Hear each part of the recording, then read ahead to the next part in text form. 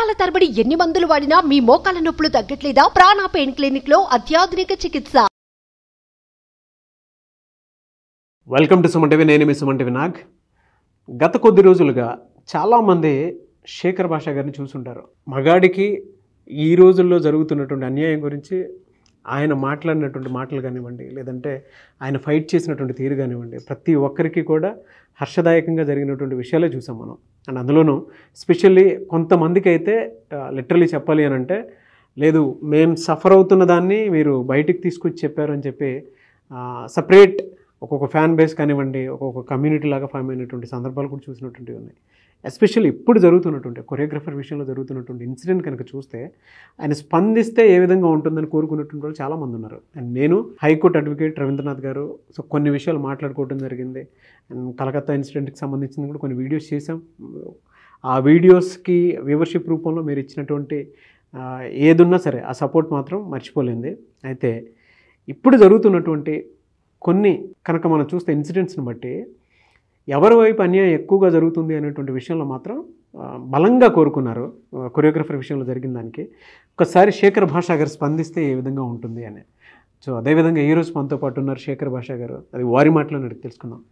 Hello sir. Hi Nag. Hello sir. Hi అండి. శేఖర్ భాషా గారు జనరల్గా అంటే నేను మీ గురించి నేను చెప్పడం కంటే కూడా ఆడియన్స్ మిమ్మల్ని చదివిన విధానం చాలా ఎక్కువ ఉంది. పరిచయం కూడా అక్కర్లేదు ఇప్పుడున్న దానికి. చాలామంది లోపల ఉన్న మనుషుల మనోభావాలకి మీరు ఒక ధైర్యం, నో డౌట్.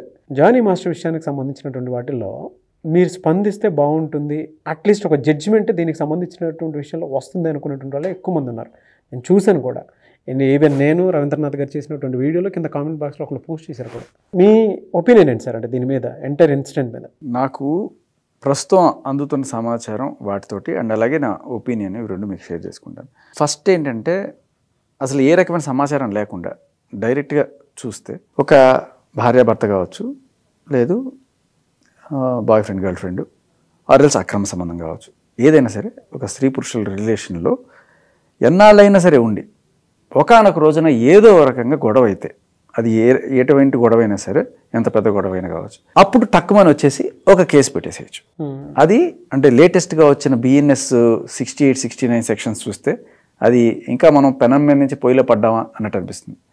మనకి ఇంతకుముందు ఉన్న సెక్షన్స్ కన్నా ఇది ఇంకా స్ట్రింజెంట్. అంటే ఇప్పుడు మీరు ఆ 68 సెక్షన్ తీసుకుంటే భర్త భార్యని సెడ్యూస్ చేయడం కూడా ఈ కోవకు వస్తుంది. Not amounting to rape, but it is offence up to 10 years దీనికి ఇంప్రిజన్మెంట్. పాపులేషన్ తగ్గించడానికి ఇట్లాంటి సెక్షన్స్ ఏమైనా తీసుకొస్తున్నారా? అసలు కాపురం చేయడం కూడా తప్పన్నట్టు తీసుకొస్తున్నారా అనేది ఇది ఒక రకం. సో మనం జనరల్గా ఏమవుతుందంటే, లాస్ట్ నేను డీల్ చేసిన కేసుకి ఈ కేసుకి కంప్లీట్ డిఫరెన్స్ ఉంది, ఎస్పెషల్లీ అమ్మాయి విషయంలో. నేను అమ్మాయి గురించి తెలుసుకున్న విషయం అంటే, అమ్మాయి ఇంతకుముందు ఎప్పుడు కూడా ఎటువంటి కేసులు పెట్టలేదు, ఆ అమ్మాయికి ఇటువంటి నెగిటివ్ రికార్డ్ ఏం లేదు. సరే, ఇవాళ రేపట్లో ఈ అక్రమ సంబంధమా లేకపోతే ఆయన మతం ప్రకారం ఆయన ఇద్దరు ముగ్గురిని చేసుకోవచ్చు, అది ఆయన సక్రమ సంబంధం అనుకున్నారు. బట్ వాట్ ఎవర్, వాళ్ళిద్దరికి మధ్య ఒక రిలేషన్ ఉంది అనేది మనకి ప్రైమా ఫేస్లో తెలుస్తుంది. మరి 5 ఏళ్ళ గురించి ఎప్పుడు కూడా లేనిది సడన్గా ఒక రోజున ఎందుకు వచ్చింది? అందరు అడిగే క్వశ్చన్ ఇదే. ఇన్నాళ్ళు లేదు కదమ్మా, ఈ రోజు ఎందుకు వచ్చి కంప్లైంట్ చేస్తుంది? సో ఇవాళ ఏమిటి ఆవిడని ట్రిగ్గర్ చేసింది? దానికి మనకి కనిపిస్తున్న కొన్ని ఇవేంటంటే, ఆవిడని పని చేసుకొనివ్వట్లేదు, ఆర్ఎల్స్ ఆవిడ మేబీ వేరే రిలేషన్లోకి మూవ్ ఆన్ అవడానికి ఈయన అడ్డం పడుతున్నారు, లేకపోతే ఇంకెక్కడైనా కొరియోగ్రాఫర్ కార్డు ఇప్పించట్లేదు, ఇలాంటివి రకరకాలుగా మనకి సర్ఫేస్ అవుతాయి. ఒకవేళ ఇదే కనుక నిజం అనుకుంటే ఈ రీజన్స్ తోటి ఆయనతో కూర్చొని చర్చించుకుంటే అయిపోయేది. మేబీ వాళ్ళ ఆవిడ పోని గొడవ పెట్టిందా, వాళ్ళ ఆవిడ మా ఆయన వదిలేసి వెళ్ళిపో అని చెప్పి మరి ఆయన కూడా ఈవిడిని వదిలేశాడు. ఒకవేళ కనుక అలా వదిలేస్తే ఆ సెక్షన్స్ వేరే ఉండేది, 493 ఉండేది. అవునండి. సో అది లేదు మనకి. బట్ అదైతే కనిపించట్లేదు. ఆవిడ అలా వెళ్ళిపోయిన తర్వాత అంటే జానీ మాస్టర్ నుంచి నేను దూరం అయిపోవాలనుకుంటున్నాను, ఈయన నా జోలికి రాకూడదు అంటే ఏం చేయాలి? ఏదో సెటిల్మెంట్లు చేసుకునే దీంట్లో కొన్ని రకాలుగా మాట్లాడినట్టుగా మనకి తెలుస్తున్న విషయాలు. బట్ ఏదేమైనా మరి కొన్నిసార్లు లవ్ పెరిగిపోయి నేను ఇంతకుముందు డీల్ చేసిన పాత కేసులో అవతల వాళ్ళు వద్దనుకుంటున్నా సరే నాకు నువ్వే కావాలి అని చెప్పి కూర్చుంటారు కొన్నిసార్లు. ఆ ఫేజ్ కొంత అంటే ఎలా ఉంటుందంటే ఇబ్బందికరంగానే ఉంటుంది అవతల వాళ్ళకి. కానీ ఇన్నాళ్ళు ఉన్నావు కదా, ఇన్నాళ్ళు ఉండి సడన్గా నువ్వు నన్ను వద్దుపో అంటే నేనేమైపోవాలి అనే ఇది ఉంటుంది. మన చట్టంలో ఉన్న గొప్పతనం ఏంటంటే, ఆడవాళ్ళు కనుక చేస్తే ఎటువంటి శిక్షార్హం ఉండదు అనమాట. అంటే ఒక ఇప్పుడు అక్రమ సంబంధాలు వదిలేండి, ఒక బాయ్ ఫ్రెండ్ గర్ల్ ఫ్రెండ్ ఉన్నారు, ఇద్దరు ప్రేమించుకున్నారు, పెళ్లి చేసుకుందాం అనుకున్నారు. సడన్గా ఒక రోజున ఈవిడికి ఎంతకైనా బెటర్ సంబంధం వచ్చిందో లేకపోతే వేరే వాళ్ళ మీద ఇష్టం వచ్చిందో, నాకు నువ్వు వద్దు అని చెప్పి వెళ్ళిపోయింది అనుకోండి. నన్ను వదిలేసి ఎలా వెళ్ళిపోతావు నువ్వు, నాకు ఎన్నో ఆశలు చూపించావు, ఎన్నో కళ్ళు చూపించావు జీవితంలో, అది ఇది అని చెప్పి ఇప్పుడు నువ్వు ఎట్లా వెళ్ళిపోతావు, రావాల్సిందే అని చెప్పి నువ్వు ఆ అమ్మాయిని బలవంతం చేయడానికి లేదు. ఎందుకంటే మగవాడికి ఆ రకమైన చట్టపరమైన రక్షణ లేదు. అలాంటప్పుడు మగవాడికి ఉన్న ఆప్షన్లు ఏంటంటే ఏదో బెదిరించడము, లేకపోతే ఇది చేయడము, లేకపోతే కొంతమంది యాసిడ్లు పోయడము, దాడులు చేయడము, ఇట్లాంటివన్నీ చేస్తుంటారు. సో ఎప్పుడైతే మగవాడికి కూడా చట్టపరమైన రక్షణ వస్తుందో ఇటువంటివి తగ్గే అవకాశం ఉంటుంది. కానీ మన చట్టంలో అటువంటి వెసులుబాట్లు లేవు. ఇప్పుడు ఆవిడని బెదిరించాడు అనుకుందాం, బెదిరిస్తే ఏమైంది, ఫైనల్గా ఆవిడ ఆ బెదిరింపులు తట్టుకోలేక వెళ్ళి పోలీసులను ఆశ్రయించింది అనుకుందాం, తెలీదు, జస్ట్ చట్టం తీసుకున్నారు అనుకోవాలి, స్పెక్యులేషన్.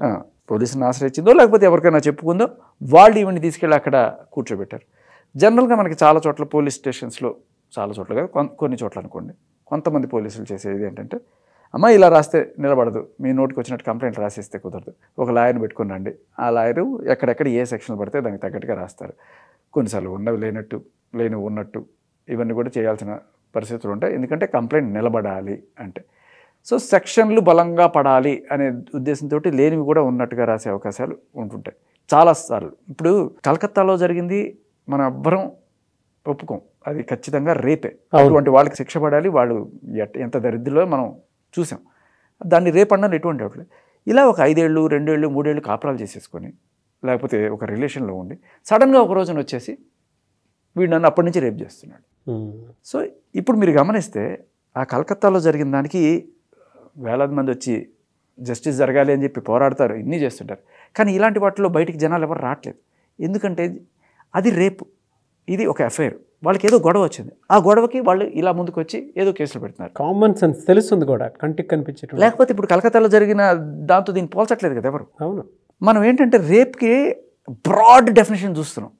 అది రేపే, ఇది రేపే, అన్నీ ఒకటే ఘాటికి కట్టేయడం వల్ల మనం ఆ తేడా చూడలేకపోతున్నాం. దానికి 10 ఏళ్ళ శిక్ష, దీనికి 10 ఏళ్ళ శిక్ష. హౌ డెఫినేషన్స్ అనేవి లాలో క్లియర్ కట్గా చేసుకోకపోవడం వల్ల వచ్చే ఇబ్బందులు కూడా ఇవి అని నా ఉద్దేశం. ఇది జరిగిందని నేను చెప్పను, ఇది జరుగుండొచ్చు అని చెప్తున్నాను. నాకు తెలుస్తున్న సమాచారం మాత్రం ఆ అమ్మాయి చాలా మంచి అమ్మాయి, ఆ అమ్మాయి ఎప్పుడు కూడా ఇటువంటివి చేయలేదు. ఎవరో ఆ అమ్మాయిని ప్రోద్బలం చేసి ఆ అమ్మాయి చేత ఇంత దూరం పెట్టేస్తున్నారు. అండ్ కొన్నిసార్లు ఒక బిగ్ ఫిష్ మనకు దొరికింది అంటే ఐదర్ కెరీర్ పరంగా మనం పైకి వెళ్ళచ్చు, ఒక పెద్ద సెన్సేషనల్ కేసుని మనం చేసాం అనే కోణంలో వాళ్ళు కూడా గట్టిగా చర్యలు తీసుకునే అవకాశం ఉంటుంది. ఆర్ ఎల్స్ వీళ్ళని మనం ఇరికిస్తే మనకి ఎంతో కొంత వస్తుంది అని చెప్పే కోణంలో కూడా నేను ఈ కేసు గురించి చెప్పట్లేదు. మామూలుగా కేటగిరీ ఆఫ్ పీపుల్ ఉంటారండి, మీరు చెప్పింది పెద్దోడు దొరికాడరా, సార్ ఎంత ఇస్తారో, 1 కోటి రూపాయలు ఇస్తారా, 10 కోట్లు ఇస్తారా, నేను మీ కేసు సెట్ చేస్తాను. అబ్సల్యూట్లీ ఈ కేసు గురించి నేను మాట్లాడలేదు. ఇట్లాంటివి జరిగే అవకాశాలు, ఎక్స్ప్లాయిటేషన్ జరిగే అవకాశం ఉంటుంది. ఇటువంటి అంటే వీళ్ళ భుజాల మీద పెట్టి కాల్చడం అనేది మనం చూస్తుంటాం. అది ఈ కేసులో జరిగిందా లేదా నాకు అబ్సల్యూట్లీ నో ఐడియా. కానీ మీరు ఒపీనియన్ అడిగారు కాబట్టి ఇలాంటివి సొసైటీలో జరిగే అవకాశం ఉంది. కానీ ఇంతకుముందు నేను రాజ్ తరుణ్ కేసుకి, ఈ అమ్మాయి కేసుకి ఖచ్చితంగా డిఫరెన్సియేషన్ ఒకటైతే చెప్పగలను. ఈ అమ్మాయి అయితే ఎక్స్టార్షన్ కోసం చేయట్లేదు. ఎక్స్టార్షన్ అంటే ఈ కేసు నేను తీసేయాలంటే నాకు ఇంత డబ్బులు ఇవ్వు, లేకపోతే ఒక ఇల్లు ఇవ్వు అని అడగడం కోసం అయితే ఈ అమ్మాయి చేయట్లేదు. ఈ అమ్మాయి కారణాలు వేరే ఉన్నాయి, అవి ఏంటి అని ఆ అమ్మాయి బయటకు వస్తేనే తెలుస్తుంది. ఆ అమ్మాయి బయటకు వచ్చినప్పుడు ఒకవేళ ఇలాంటివి చెప్తే కేసు వీక్ అయిపోతుందని ఆ అమ్మాయిని బయటికి రానివ్వట్లేదా అనే డౌట్స్ కూడా ఉన్నాయి. శేఖర్ భాష గారి ఒపీనియన్ ప్రకారం అయితే అలా ఉంది. సో ఇప్పుడు ఇక్కడ ఏంటంటే మన శేఖర్ భాష గారు వీళ్ళు ట్రావెల్ చేస్తారు షూటింగ్ పర్పస్గా, చాలా ప్రాంతాలు తిరగాల్సి వస్తుంది. ఇక్కడ ఏం జరిగిందంటే ఈ అమ్మాయి పెట్టిన సెక్షన్ 376/2/N అనే సెక్షన్ పెట్టడం జరిగింది. అంటే అర్థం ఏంటంటే మీనింగ్, ఒకే పర్సన్ తోటి రిపీటెడ్గా తను సెక్సువల్ అసాల్ట్ చేస్తుంటే, హెరాస్మెంట్ చేస్తుంది, ఇట్స్ కాల్డ్ రేప్ అనే డెఫినేషన్ వస్తుంది. ఇప్పుడు జనరల్గా అంటే ఇండస్ట్రీ పరంగా అన్ని చోట్లకు తిరగడం అంటే కామన్ కదా సార్. ఇప్పుడు వాళ్ళు షూటింగ్ పర్పస్గా వెళ్తారు. ఇప్పుడు వీళ్ళు అంటే ఏ రకంగా వీళ్ళు అంటే ఎవిడెన్స్లు ప్రొడ్యూస్ చేసే అవకాశం ఉంటుందని మీరేమనుకుంటారండి? అది పాసిబిలిటీ ఉందా మనకు అట్లా? వీళ్ళు రేపు ట్రయల్స్ వచ్చేటప్పటికి కోర్టులో ఎవిడెన్స్లు ఉన్నా లేకపోయినా ఎఫ్ఐఆర్ అనేది జరిగే అవకాశాలు, ఎఫ్ఐఆర్ చేస్తారు, బట్ రేపు కోర్టు ట్రయల్స్కి వచ్చేసరికల్లా దాని మీద స్టాండ్ అవ్వాలి. దానికి పోలీసులు దాని మీద స్టాండ్ అవ్వకపోతే వీళ్ళ మీద మళ్ళీ కేసు పెట్టేదాన్ని వీళ్ళకి మనం పోలీసుల మీద పెడతాం, మనం అవకాశం ఉంటుంది. ఇదేంటంటే సార్, ఇప్పుడు మీకే బాగా తెలిసింది అంటే ప్రైమా ఫేసీ ఉంటే చాలు ఎఫ్ఐఆర్ పెట్టేస్తారు. ప్రైమా ఫేసీ అంటే ఏంటి? ఓకే, వీళ్ళిద్దరు కలిసి రూమ్లో ఉన్నారా, వీళ్ళిద్దరు కలిసి ట్రావెల్ చేశారా, వీళ్ళిద్దరికి సంబంధించిన క్లోజ్ ఫొటోస్ ఏమైనా ఉన్నాయి, క్లోజ్ చాట్స్ ఏమైనా ఉన్నాయి, అంతే. సో లిటరల్లీ రేప్ జరిగిందా లేదా అనే దానికి 90% నాకు తెలిసి చాలా చోట్ల ప్రూఫ్లు ఉండవు. అంటే జనరల్గా ఈ ఇట్లా లాంగ్ టూర్స్ వెళ్ళేటప్పుడు ఇట్లా ఎలా ఉంటుంది సార్? ఈ టూర్స్ వెళ్ళేటప్పుడు ఎలా ఉంటుంది అంటారు? అంటే మాకు కొంత అవగాహన కోసం, అంటే ఎలా ఉంటుంది సిస్టమ్, ఎలా ఉంటుంది వీళ్ళ ప్రొసీడింగ్స్ ఎలా ఉంటాయి? అంటే ఐ మీన్ అందులో ఒక ఈవెన్ దో ఒక షూట్ ఈయన రన్నర్ అని ఒక మూవీ తీసినప్పుడు ఈ కొరియోగ్రాఫర్ గారు ఛాన్స్ ఇచ్చారు ఆవిడకి. అంటే తను హీరోగా యాక్ట్ చేస్తున్న మూవీ కూడా ఈ అమ్మాయి కొరియోగ్రాఫ్ చేసింది. ఆ మూవీ పేరు రన్నర్ అనుకుంటా, ఐ థింక్. మాస్టర్ చేసేటువంటి సినిమాకు కూడా అమ్మాయిని కొరియోగ్రాఫర్గా పెట్టి ఎంకరేజ్ చేశారు అనేటువంటిది బలంగా వినిపిస్తున్నటువంటి విషయం. అది వాళ్ళ మెసేజే చెప్పారు. అది ఒక్కొక్క సందర్భంలో ఆ వీడియో కూడా చూడటం జరిగింది. అయితే జనరల్గా మన రవీంద్రనాథ్ గారి పాయింట్ ఆఫ్ వ్యూ ఏంటి అని అంటే అంత క్లోజ్గా మూవ్ అయినప్పుడు కూడా బయటికి వెళ్ళేటప్పుడు నిజంగానే ఆవిడ కేసు పెట్టేంత జరిగింది అని అంటే ఎక్కడో ఆ రిలేషన్షిప్ బయటికి వెళ్ళిన తర్వాత ఒకలాగా కేసులో కనిపించేదానికి ఒకలాగా డిఫరెన్స్ ఉంది కదా, ఏం చెప్తారని చెప్పేసి అడుగుతున్నారు. జనరల్గా మన మగవాళ్ళ ఆడవాళ్ళ సైకాలజీ తీసుకున్నా కూడా మగవాడు జనరల్గా ఒక అందాన్ని ఇష్టపడో లేకపోతే క్యారెక్టర్ని ఇష్టపడో అమ్మాయిని గుణవతి రూపవతి అనుకుంటే ఫస్ట్ అతను ఆ అమ్మాయిని అప్రోచ్ అయ్యి ప్రపోజ్ చేయడమో లవ్ చేయడమో ఇది జరుగుతుంది. బట్ జనరల్లీ ఆడవాళ్ళ విషయంలోకి వస్తే మనం గమనించండి, మగవాడు ఇలా చూస్ చేసుకుంటే అమ్మాయి తనకన్నా హైట్ ఎక్కువ ఉండాలి, చదువు ఎక్కువ ఉండాలి, ఎక్కువ సంపాదించాలి, అన్ని రకాలుగా తనకన్నా ఎక్కువ అనేవాడు కావాలి. అట్ ద సేమ్ టైం వాడు ఈక్వల్గా ఉండాలి. అన్నిట్లోనూ కోరుకునేది మాత్రం ఎక్కువ, బట్ ఈక్వాలిటీ కావాలి. అయితే మగవాడు అనుకునేది ఒక రకంగా అనుకుంటే ఆడవాళ్ళు వాళ్ళ safety security first. Security dance master దగ్గర ఆల్రెడీ బోల్డెన్ ప్రాజెక్ట్స్ ఉన్నాయి, ఆయనకి బోల్డెంత క్రేజ్ ఉంది.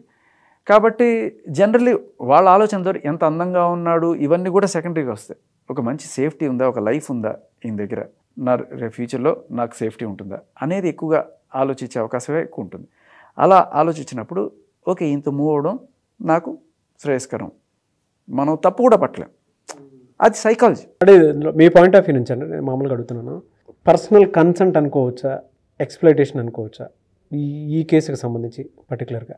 సార్ ఇష్టం లేకుండా గనక జరిగి ఉంటే అవి అంటే ఒకటి నేను గమనించింది, నార్త్కి సౌత్కి ఉన్న తేడా. ఇక్కడ ఉండేవాళ్ళు కొంత ఇబ్బంది పడి తర్వాత హ్యూమిలేట్ అయ్యి వాళ్ళు ఉంటారు. బట్ నార్త్లో చాలా గట్టిగా ఉంటారు. ఆన్ ద స్పాట్ ఇచ్చేసి లెఫ్ట్ అండ్ రైట్ ఇచ్చి ఇమీడియట్గా పోలీస్ స్టేషన్కి వెళ్ళిపోయి కేసులు పెట్టేస్తారు. అది వాళ్ళలో ఆ ధైర్యం ఉంటుంది మనకి. బట్ అలా కాకపోయినా కూడా సరే ఒకసారి కాకపోయినా రెండుసారి కాకపోయినా తప్పించుకొని పారిపోతారు.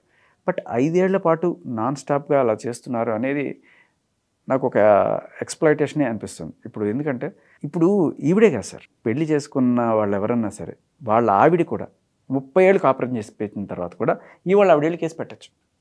అలా ఉంది మన సార్. మీరు వీలైతే ఆ సెక్షన్ 68 ఒకసారి బిఎన్ఎస్ 68 ఇండికేట్స్ అది సార్ చెప్పినట్టుగా ఉంటుంది. అట్లా సింపుల్ అంటే ఏం అవసరం, నాన్ బెయిలబుల్ అరెస్ట్. మగాడిగా భారతదేశంలో పుట్టడమే పాపమా అన్నట్టు అనిపిస్తుంది. మరి ఇదే రివర్స్లో ఏ మగాడైనా సరే ఒక అమ్మాయి నన్ను ఇట్లా హెరాస్ చేస్తుంది, నీకు ఎందుకు జరగవు, ఇట్లాంటివి కూడా జరుగుతాయి. లిటరల్లీ నీకు హీరో ఛాన్స్ ఇస్తా, ఓకే నాకు తెలిసిన కొంతమంది మూవీతో కొంచెం క్లోజ్గా పనిచేస్తాడు, నీకు ఇప్పిస్తాను నేను, ఇంత డబ్బులు కట్టు, ఒక 5 లక్షలు కట్టు లేకపోతే 10 లక్షలు కట్టు, తర్వాత నాతో ఫ్రెండ్లీగా ఉండాలి, you know what I mean. ఇలా అడిగి వాడిని టార్చర్ చేసిన వాళ్ళు కూడా వాడికి ఇష్టం లేకపోయినా కూడా వాడు చచ్చినట్టు ఉండేట్టు. మగవాళ్ళకి ఇది చాలా చిన్న విషయంగా పరిగణిస్తాం మనం.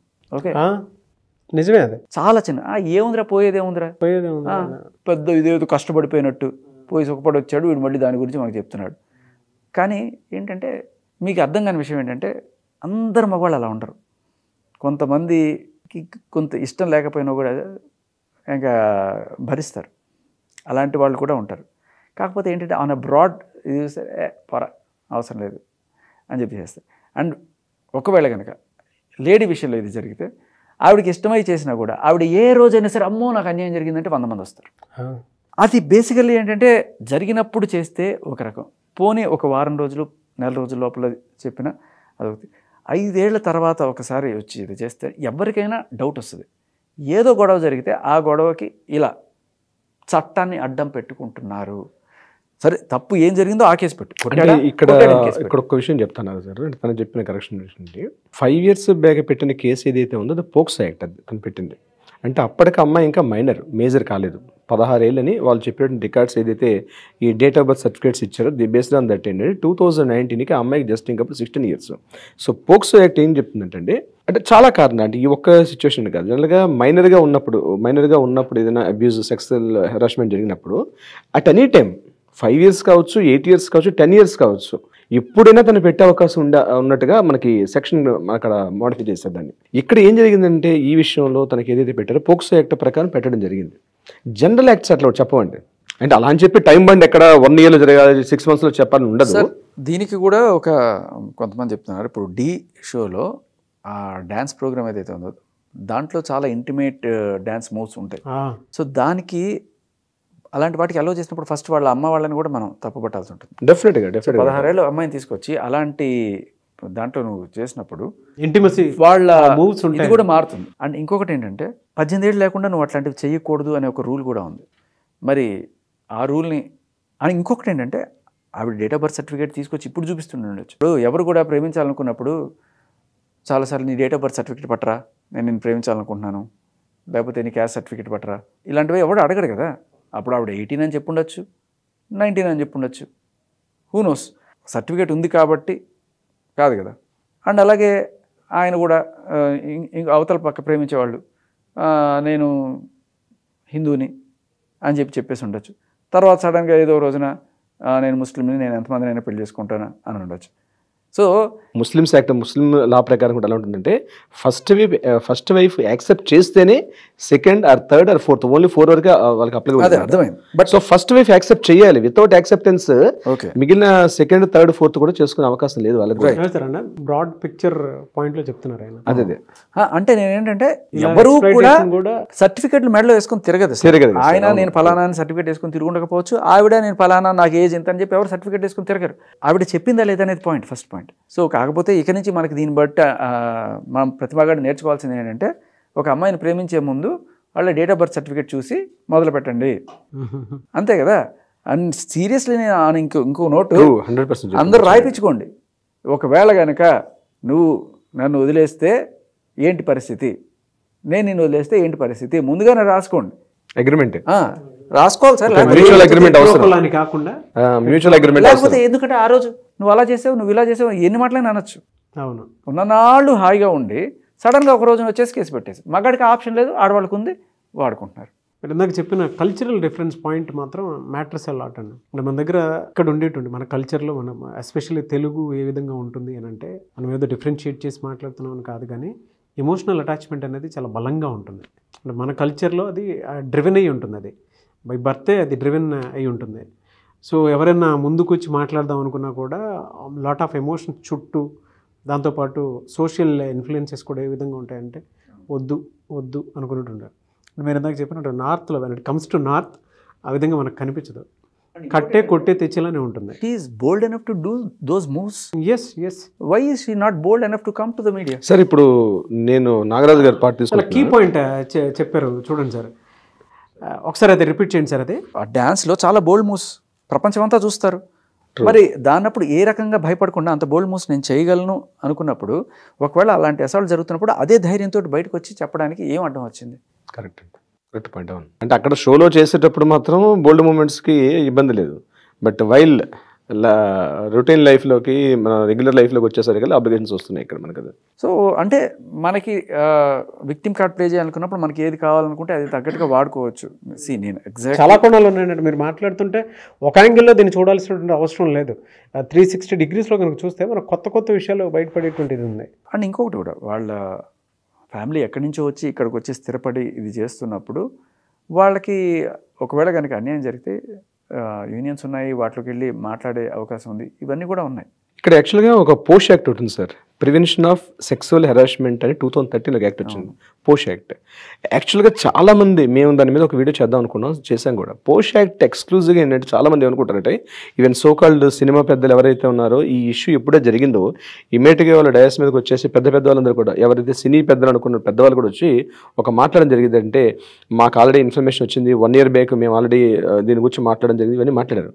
కానీ చాలామందికి తెలియని విషయం ఏంటంటే పోష్ యాక్ట్ క్లియర్గా స్టడీ చేస్తే అది మేలు కూడా సపోర్ట్ సార్. అది POSH act not only for the womens, అక్కడ ప్రివెన్షన్ ఆఫ్ సెక్సువల్ హెరాస్మెంట్ అన్నాడు, అంతేగాని prevention of women sexual harassment అనలేదండి. అది సో మేలు కూడా చేయొచ్చు నీకు ఎట్లాంటిది ఏదైనా ఉమెన్ పరంగా వస్తాయంటే మీరు అన్నట్టుగా కఠినతర పెద్దగా యాక్ట్స్ లేవు, కానీ కొన్ని యాక్ట్స్ అయితే ఉన్నాయి దీనికి సంబంధించి. ఈ పోష్ యాక్ట్ ఉంది, అలా ఒక 10 మెంబర్స్ మినిమం ఒక 10 మెంబర్స్ అసోసియేషన్ ఎక్కడున్నా సరే, అది ఏ ఇండస్ట్రీ అయినా సరే, ఈవెన్ ప్రతి ఆఫీసులో కూడా ఉండాలని చెప్పడం జరిగింది. మరి ఈ ఇండస్ట్రీలో మరి ఉందో లేదో మీరు చెప్పాలి ఆ విషయం సంబంధించి. ఐ కాంట్ అంటే మీరు కాస్త క్లోజ్గా అబ్జర్వ్ చేస్తుంటారు కాబట్టి. ఇక్కడ కూడా ఈ అమ్మాయిని నేను ఇప్పటికీ కూడా ఆ అమ్మాయి క్లోజ్డ్ వన్స్తో నేను మాట్లాడి, నేను ఆ ఇండస్ట్రీలో ఆ అమ్మాయికి తెలిసిన వాళ్ళందరితో మాట్లాడినప్పుడు అమ్మాయి నిజంగానే చాలా మంచిదనే టాకే ఎక్కడైనా నాకు వినపడింది, ఎక్కడైనా సరే నాకు అదే వినపడింది తప్ప. But at the same time మంచి చెడు అన్నప్పుడు ఒక ఆల్రెడీ పెళ్ళైన వ్యక్తితో ఒక అఫైర్ నడపడం అనేది ఆవిడ అవతల ఒక స్త్రీకి ఇబ్బంది అవుతుంది అనే కోణంలో కనుక చూస్తే మరి అది మంచా అనేది మనం ఆలోచించినప్పుడు, సో మేబీ మరీ చిన్నపిల్ల అంత ఆలోచించుకుండకపోవచ్చు, తన కెరీర్ గురించి ఆలోచించుండొచ్చు. చిన్నపిల్లే కాదు, ఎవరైనా సరే జనరల్గా లేడీస్ వాళ్ళ లైఫ్ సేఫ్టీ గురించి ఆలోచిస్తారు. ఎంత అందగాడు ఎంత మన్మధుడు అనే దానికన్నా వాళ్ళ ప్రిఫరెన్స్ ఎక్కువగా నా లైఫ్, నా సేఫ్టీ, రేపు నా ఫ్యూచర్, నా బిడ్డలు వీళ్ళందరూ కూడా సేఫ్గా ఉంటారు అనేది ఎక్కువగా ఆవిడ ఈ కోణంలోనే ఆలోచిస్తారు. Social status. యా. సో అలా ఆలోచించినా లేకపోతే ఆ అమ్మాయి ఎందుకు తీసుకుందో అదే. బట్ ఇండస్ట్రీలో ఏంటంటే ఇవన్నీ కామన్. అక్రమ సంబంధాలు పెద్ద కొత్త విషయం ఇండస్ట్రీలో కాదు, ఇవాళ రేపట్లో బయట కూడా సర్వసాధారణం అయిపోయినాయి.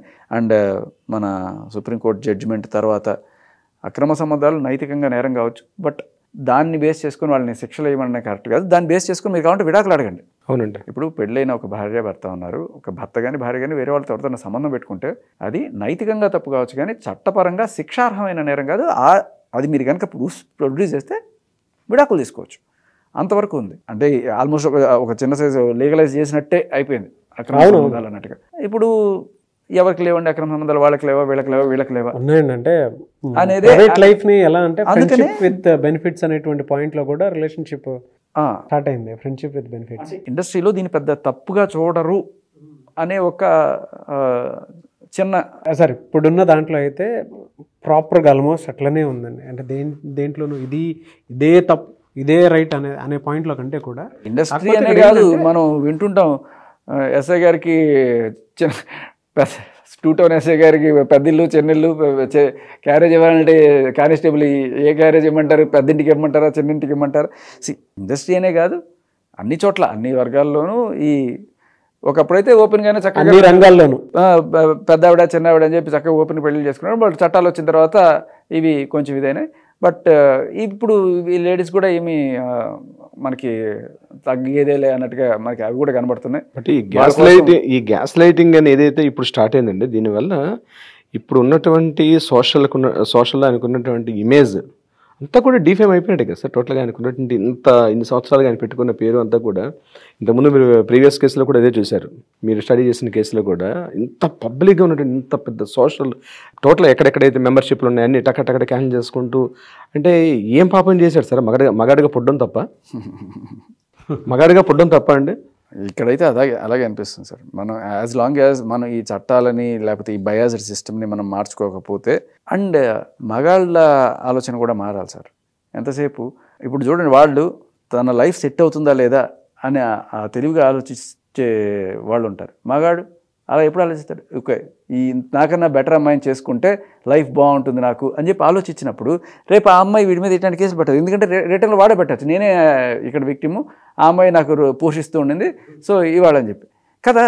కానీ మగాడ ఆలోచన అలా ఉండదు. మగాడ ఆలోచన మనస్ఫూర్తిగా లవ్ చేస్తాడు, లేకపోతే ఇష్టపడి లవ్ చేస్తాడు, రూపమో గుణమో ఇది చూసి లవ్ చేస్తాడు తప్ప ఈ సెటిల్మెంట్ యాంగిల్ లేకపోతే లైఫ్ సెటిల్ అయిపోతుంది అనే యాంగిల్ ఫస్ట్ వీళ్ళు కూడా దీని నుంచి బయటికి రావాలి సార్. లేడీస్ కూడా దీని నుంచి బయటికి రావాలి ఫస్ట్. ఏంటంటే ఒక 20 ఏళ్ల క్రితం అంటే ఓకే ఆపర్చునిటీస్ తక్కువగా ఉండే, మన వాళ్ళు కూడా చదువుకి ఉద్యోగాలకి పంపిస్తూ పోకుండా ఉన్న టైంలో రైట్, సో ఒక మంచి అయ్యే చేతిలో పెట్టాలమ్మా, అతను బాగా చూసుకున్నాడు, ఫైన్. కానీ ఇప్పుడు మగాడికన్నా ఆడవాళ్ళకి ఎక్కువ ఆపర్చునిటీస్ ఉన్నాయి సార్. నేను వెళ్ళాను అనుకోండి ఎక్కడైనా యాంకరింగ్ కోసం, ఎవరైనా 2-3 అమ్మాయిలు వచ్చారనుకోండి, నన్ను లాస్ట్ పిలుస్తారు. ఎక్కడైనా ఈవెంట్ జరిగిందనుకోండి, ఫస్ట్ అమ్మాయిని వచ్చి మాట్లాడమనండి. ఇది జరిగేది ఇండస్ట్రీలో. అండ్ ఇంకొకటి ఏంటంటే, ఒక ఇండస్ట్రీలో ఒక మగాడు నిలదొక్కుని, ఇప్పుడు రాస్తాడు లాంటి వాడు ఉన్నాడు, అతను ఏ సపోర్టు లేకుండా వచ్చి, ఏ గాడ్ ఫాదర్ లేకుండా వచ్చి నిలబడ్డాడంటే నిజంగా అది అతని స్వయం కృషి తప్ప ఇంకోటేం కాదు. కానీ చాలా చోట్ల మనం చూస్తుంటాం ఈ క్యాస్టింగ్ కోచ్, ఇది మగాడికి ఎక్కడా లేదుగా. ఉన్నా కూడా ఎవడు చెప్పుకోడు, దాని గురించి ఎవడు మాట్లాడు. ఈజీ తీసుకుంటారు. కానీ ఈ కాస్టింగ్ కౌచ్ వల్ల నేను సఫర్ అయ్యాను, బట్ తప్పదు కొన్నిసార్లు, అలాగే నాకు ఆఫర్లు వచ్చాయి, ఇప్పుడు నేను పెద్ద హీరోయిన్ అని చెప్పిన వాళ్ళు కూడా ఉన్నారు.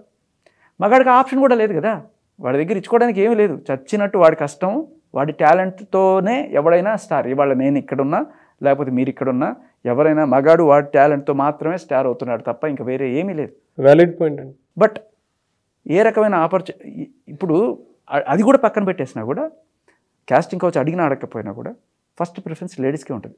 ఈ ఎస్పెషల్లీ మీడియాలోను, ఇండస్ట్రీలోను, వీటిలోను కూడా ఎక్కడన్నా కూడా లేడీస్కి ప్రిఫరెన్స్. అండ్ మగాళ్ళు హీరోలు అవ్వాలంటే జనరల్లీ స్టార్స్ వాళ్ళ కొడుకులు అవుతున్నారు తప్ప, ఒక కొత్త వాడు వచ్చి నిలదొక్కోవాలంటే అది సంథింగ్ ఎల్స్ అలా అవుతుంది తప్ప ఇలా అయ్యే ఛాన్సెస్ తక్కువ. సో జెండర్ ఈక్వాలిటీ అన్నది కేవలం పేపర్లోనే పరిమితం సార్. ఈవెన్ చట్టాల్లో కూడా జెండర్ ఈక్వాలిటీ లేదు. నేను గట్టిగా చెప్పగలుగుతా బీయింగ్ ఎన్ అడ్వకేట్గా.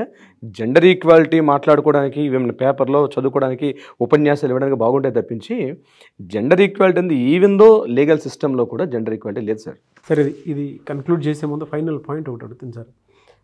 ప్రీవియస్ ఒక ఇంటర్వ్యూలో ఒక మాట అంటం జరిగింది, అంటే అమ్మాయి సైడ్ తప్పు జరిగితే నేను స్పందించాల్సినటువంటి అవసరం లేదు, బట్ అబ్బాయి సైడ్ కనుక తప్పు జరిగితే డెఫినెట్గా దాని మీద క్వశ్చన్ చేసేటువంటి ఇది ఉంది అని చెప్పేసి బాహాటంగానే దాని మీద చెప్పడం జరిగింది.